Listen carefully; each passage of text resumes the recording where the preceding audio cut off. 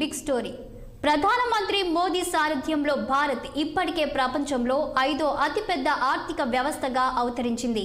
ఇక మోదీ మరోసారి గెలిస్తే భారత్ 3వ అతిపెద్ద ఆర్థిక వ్యవస్థ అవుతుందనే హామీ ఇప్పుడు సంచలనం కలిగిస్తోంది.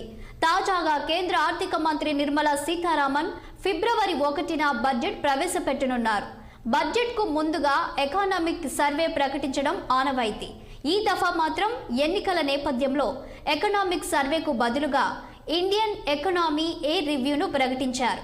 చీఫ్ ఎకనామిక్ అడ్వైజర్ ఈ రివ్యూను రూపొందించారు.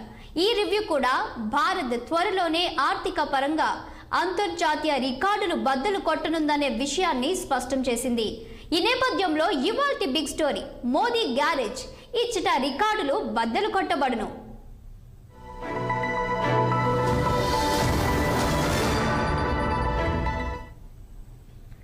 జీడీపీ డేటా ప్రకారం చూస్తే అమెరికా, చైనా, జపాన్, జర్మనీ మొదటి 4 స్థానాల్లో ఉన్నాయి. భారతదేశం 5వ స్థానంలో ఉంది. ఆ తరువాతి స్థానాల్లో వరుసగా యూకే, ఫ్రాన్స్, ఇటలీ, బ్రెజిల్ ఉన్నాయి. కెనడా 10వ స్థానంలో నిలిచింది. ప్రపంచ ఆర్థిక వ్యవస్థలో భారత్ 5వ స్థానంలో నిలవడం ఓ గొప్ప విజయంగా చెప్పవచ్చు. ఒక దేశ ఆర్థిక వ్యవస్థ పరిమాణాన్ని, ప్రభావాన్ని కొలిచేందుకు జీడీపీని ఓ కీలక పరామితిగా ఉపయోగిస్తారు. ఫ్రెష్ కన్స్యూమర్ గూడ్స్, నూతన పెట్టుబడులు, ప్రభుత్వ ప్రణాళిక వ్యయాలు, ఎగుమతుల నికర విలువ అంశాల ఆధారంగా జీడీపీని అంచనా వేస్తారు.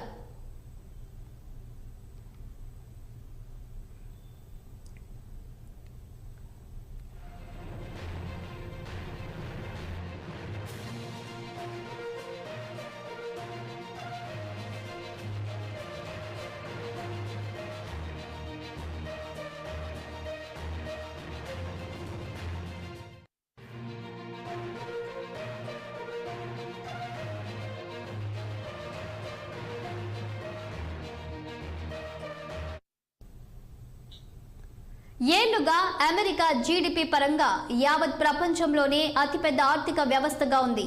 America GDP $26,954 billion. ఆ తరువాతి స్థానంలో చైనా నిలిచింది. దీని జీడీపీ $17,786 బిలియన్. ఈ రెండు దేశాల కన్నా ఎంతో తక్కువగా మిగిలిన దేశాల జీడీపీ ఉంది. Germany GDP $4,430 billion. Japan GDP $4,231 billion. Bharat GDP $3,730 billion. మన తరువాతి స్థానంలో బ్రిటన్ ఉంది. దాని జీడీపీ $3,332 బిలియన్. మనకు గట్టి పోటీ ఎదురయ్యేది బ్రిటన్ నుంచే. దాన్ని తట్టుకుంటూ మనం జపాన్, జర్మనీ జీడీపీ ర్యాంకును అధిగమించాలి.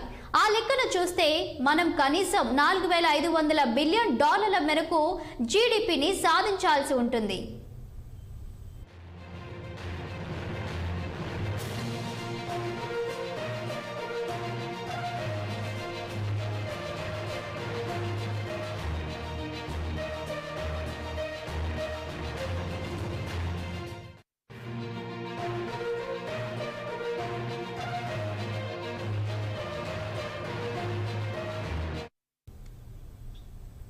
జీడీపీ పరంగా చూస్తే మనం మరెన్నో అగ్రదేశాల కన్నా మంచి ర్యాంకింగ్లోనే ఉన్నాం. టాప్ 10లో చూస్తే Britain, France, Italy, Brazil, Canada వంటి అభివృద్ధి చెందిన దేశాల కన్నా మన దేశమే మెరుగైన ర్యాంకింగ్లో ఉంది. అంతేకాదు రష్యా, మెక్సికో, దక్షిణ కొరియా, ఆస్ట్రేలియా, స్పెయిన్ లాంటి దేశాల కన్నా భారత్ ఎంతో ముందంజలో ఉంది. Indonesia, Türkiye, Netherlands, Saudi Arabia, Switzerland లాంటి దేశాలు మనకన్నా ఎంతో వెనుకంజలో ఉన్నాయి.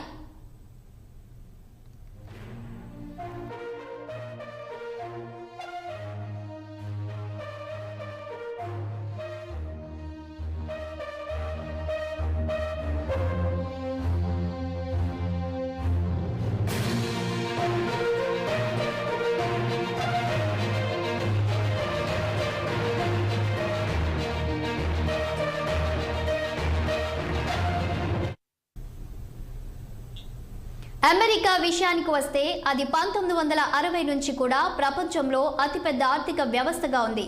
సేవా రంగం, తయారీ, ఫైనాన్స్, టెక్నాలజీ రంగాలు అమెరికా విజయంలో కీలక పాత్ర పోషించాయి.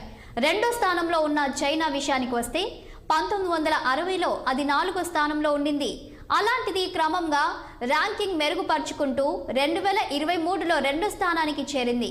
చైనా ఆర్థిక వ్యవస్థ ప్రధానంగా తయారీ, ఎగుమతులు, పెట్టుబడులపై ఆధారపడి జీడీపీని అధికం చేసుకోగలిగింది.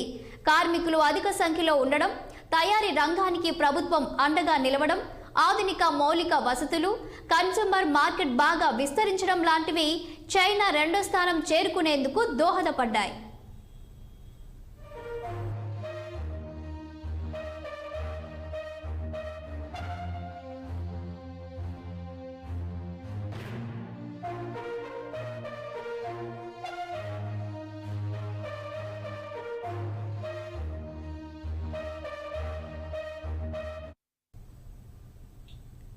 ఇక మనకన్నా 2 స్థానాలు ముందున్న జర్మనీ విషయానికి వస్తే ఇంజనీరింగ్, వాహనాలు, కెమికల్స్, ఔషధ రంగాల్లో అది బాగా అభివృద్ధి సాధించింది.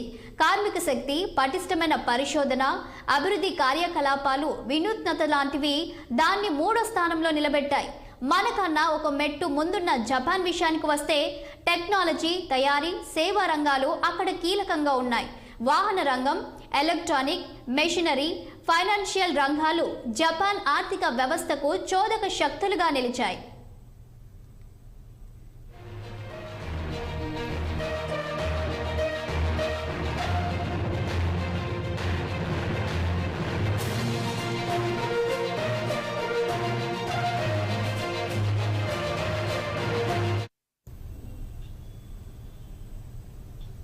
జీడీపీ పరంగా భారత్ ప్రస్తుతం యావత్ ప్రపంచంలో 5వ స్థానంలో నిలిచింది.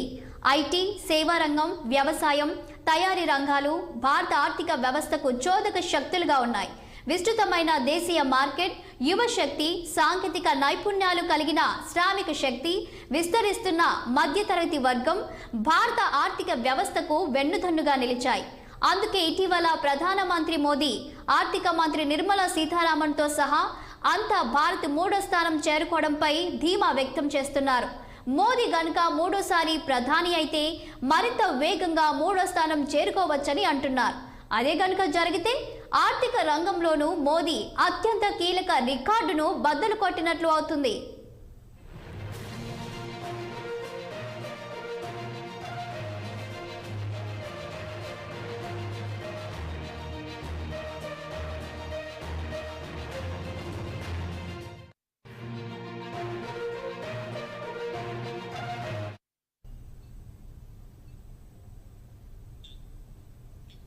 భారత జీడీపీ వృద్ధి రేటు 2023లో 7.2%గా ఉంది.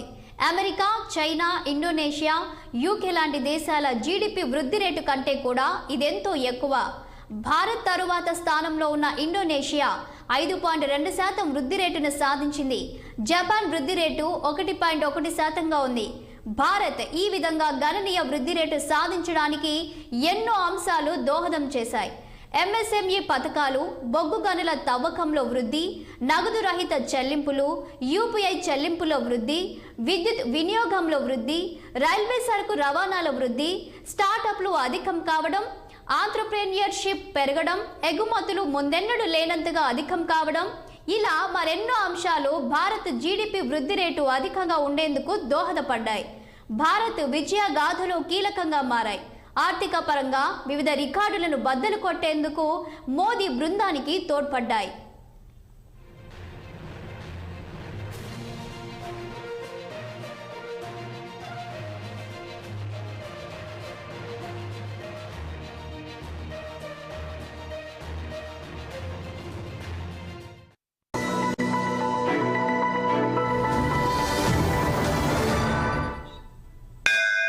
తృప్తి అనేది ప్రయత్నంలో తప్ప